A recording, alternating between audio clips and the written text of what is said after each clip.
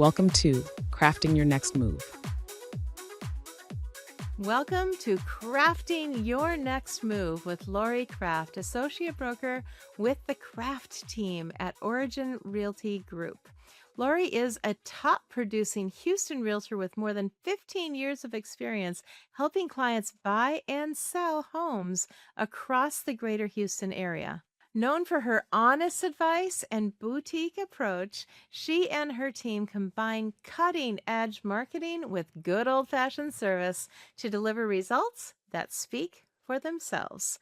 I'm Leanne Lyon, and today we are talking about online valuation tools like Zestimate, averages, and algorithms sellers often look at, and why those numbers rarely line up with how Houston's market actually behaves. Hey, Lori, it's great to see you again.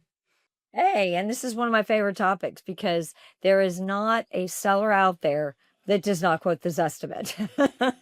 Right? Right? Yeah, And it's been that way since you started selling real estate, right? Just kidding. yeah, absolutely. Absolutely. So, Lori, almost every seller does check on an online valuation tool at some point, at least. So, when they bring those numbers to you, how do you start putting those estimates into context?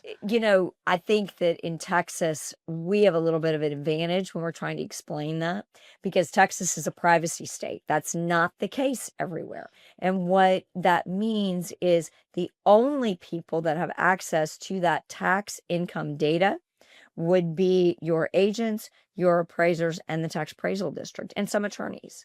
So your average person or algorithm cannot pull in accurate at sales data. All they have is that tax data. That's it. So if you have a home that you've owned for 40 years and you've done a really good job of fighting your taxes every single year, then you're going to have a very low Zestimate because they're pulling in all the sales data from those taxes. But if you are a guy that bought your house, say 4 or 5 years ago, right at the height of the market in 21, and then you just let it ride, and people do this, and the logic, but just it befuddles me. But the idea in their head is, well, I want a high tax rate because then my tax valuation says my house is worth a lot of money. No, it just means the government gets to collect a lot more money on you. And what I try to help people understand is if that were the case, they raise your tax rate 10% year over year in Texas. Pretty standard, unless you fight it. So we know that outside of the 21-22 boom, and some extent 20, our year over year is between 3 to 6%. But you've now increased your value or skewed it 10%. So if you've done a really good job of fighting your taxes, it's not going to happen to you. But if you haven't, or if you just bought in that high peak, it's going to be skewed. So I use that as a starting jumping off point. And normally what I get to do is tell them, do you want to sell for your tax value? And they've usually done a pretty good job. And they're like, no, I don't want to sell for that. Then you can't weigh in Zestimate because basically Zillow's saying, look at your tax estimate, and that's what you should sell for, even though they're booking in all of these and averaging them.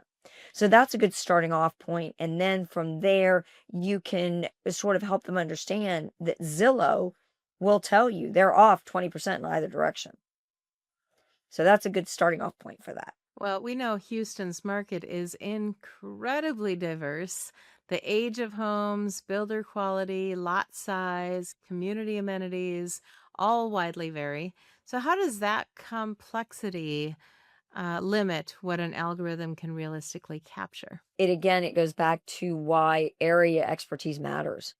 And the algorithm doesn't care that you are in the financial district. They don't care about that. They don't care that you're in an unrestricted area of Waller that has, acreage properties all around it. And this is the only house that has a quarter acre. And so the value's way tanked because of that. It doesn't care about that. What it's looking at is your brick and mortar. It'll average a lot size for the area, and that's what it'll come up with. And then it'll detract or add depending on what the tax valuation says. And doesn't consider anything about amenities.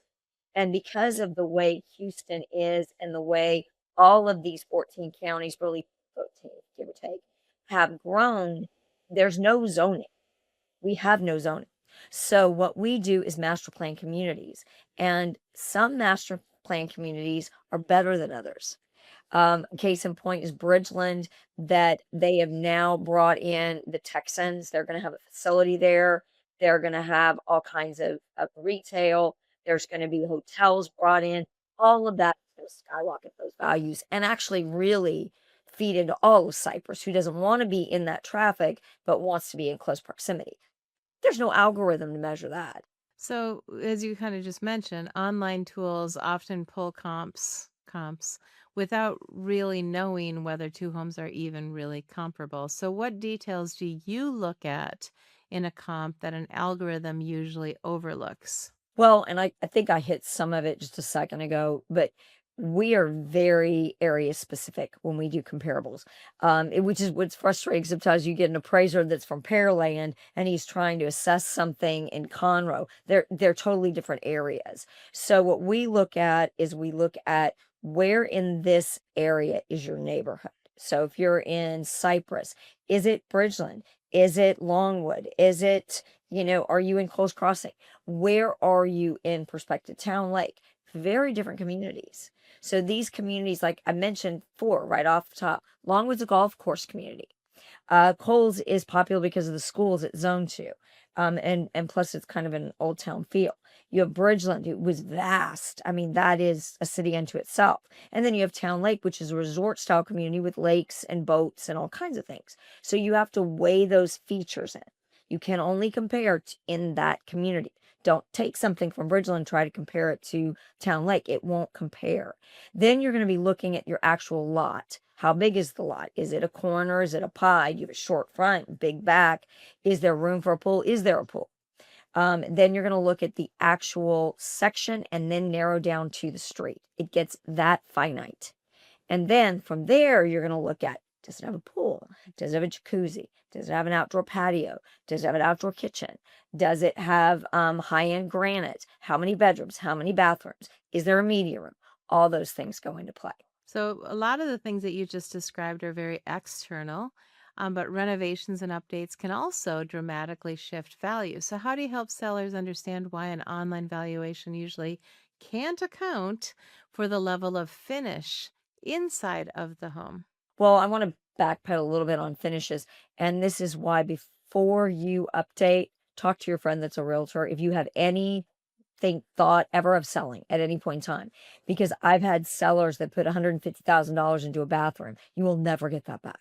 Never in a million years, but you will sell your house faster. So when we look at those kinds of things, what I usually tell people is, do you want to invite Harris County Appraisal District into your house to see all the gloriousness that you put in? And they always go, no. And I'm like, why not? And they said, well, because they're going to tax me on that. And I'm like, exactly. Do you think Zillow has an eyeball into your house unless you've invited them in on a webcam of some kind? No. And you don't want them to. So because you want to keep your privacy, they can only assume that your home is the same builder grade as it was when you bought it in 2002. That usually helps. So, there are situations where online tools lag behind current market conditions. What tends to happen when pricing decisions rely too heavily on that outdated digital data? Well, you can go both extremes. Like, for example, in 21, and we had a problem with appraisers with this too, because the market was moving so fast and just ballooning at such a rapid rate that the algorithm couldn't keep up with it, because sold data reflects the last 30 days of sales. That's what you see. And most appraisers are going to look at 180. So if you have a house that sold for, let's use 100,000 for 100,000 today, and then the next house that's just exactly like it sells for 105 tomorrow, and then the next house sells for 110 in 2 days, there's no way the algorithm can keep up with it. So you are chasing the market up. Now, in that kind of market, it's not as detrimental, because if you underprice by a little bit, you're going to get multiple offers and you're going to be where you are. In a stable market, you undersell. That's what happens. Now, in the same thing, and reverse it. into a market like what we've been in for the last year and, well, I'll say 2 years, and which we're slowly pulling out of, which is a market in which you're chasing the market down. And that is really, really hard for sellers. And I've talked about this before, but when you're looking at that, you have to anticipate the drop. You have to look at the trajectory. How fast is it dropping? Is that day to day going down by 0.5%, 0.25%? What's it doing? And then you have to sort of anticipate that drop and price where you think that drop will be when you go active. And that is your best shot of getting a full price offer or maybe even a multiple offer situation. But if you are trying to chase it down, you're doing price drop. And the algorithm cannot ever keep up with that, which is where we get into problems because sellers see, oh, well, the Zestimate says I should be at 300.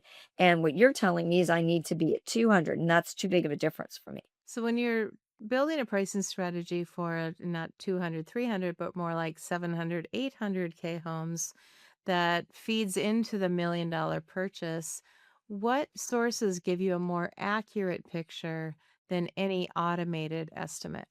First of all, you're going to talk to people.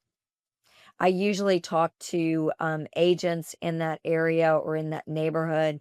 I will talk to recent sold, like whoever just sold the last big house, what their experience it was. I'm going to do my own deep diving. I'm not just going to look at the numbers. I'm going to kind of look at those numbers and pick them apart. How many days on market did it take? Which house sold faster and why? I'm going to look at the upgrades and updates within that community. Now, for the most part, when we are selling luxury, we know those communities. We know what should be in a house. If we know right now the big thing is Taj Mahal. Everybody wants Taj Mahal courtside. Well, but they're going to get to a point where those luxury homes are going to be like, that's so played. And they don't want that. So you have to look, are you a little bit unique? What sets you apart? And how can I add a value set to that? So those are the kinds of things that we have to do. We do have realtor's price opinion. We do incorporate that. I look to see what that says. We have core logic. We'll pull that in. We'll pull a bunch of different metrics in to try to see if we're in the same ballpark. And if there is a vast difference between one metric and another, then we're going to go with gut instinct and face-to-face contact. And so some sellers will feel really discouraged if the online number is lower than they expected or overly confident if it's too high. How do you help them recalibrate so expectations match what the buyers are actually responding to? It depends on your seller. We have sellers that are very emotional sellers. They need a story. They need a narrative. They need somebody to explain to them how the guy down the street struggled and this is what they did to adjust. You might have a guy that is an engineer or an accountant. Those guys are going to need numbers in chart form that you can show them. So when we're trying to calibrate and try to help them understand what that Zestimate, and I'm using that one, but there's a bunch of them out there. Realtor.com does it too. So if you've got this number out there and they're saying to me, Lori, I don't like that number. I feel like it's worth way more than that. Then you have to help them see that in context with the numbers you've drafted. And just the opposite is probably normally the truth. That's normally where we go with this, where somebody will say, Lori, I don't like the number you're showing me because Zillow says I should be here. And so then we have to incorporate all of the factors and figures. And then I have to go tell them look at this picture. This is the house that sold for, 800,000. And here's your house. And do you see that they've fully gutted and redone that kitchen? They have fully updated and done every single bathroom in this house. All the flooring is new. Their lot size is 10,000 square feet bigger than yours. All of these things are going to factor into a desirable piece for the buyer. And if your picture doesn't match what they have in their head of what this $800,000 house should look like, they will just scroll on by and you will never know that you lost buyers because you're never going to get them to step foot in your house. Can you share an example where an online estimate pushed a seller in the wrong direction and the data-driven pricing conversation helped them correct course? Pick one. There's about a dozen of those. One of my favorites, though, was I had a couple who they built this house. It was a custom home. And this was their asset, right? This was their big asset. They'd raised their family here. They had purchased another home, and they felt like it was going to be worth X because that's what Zillow said. So I had to come in and show them this is what's happened to this community.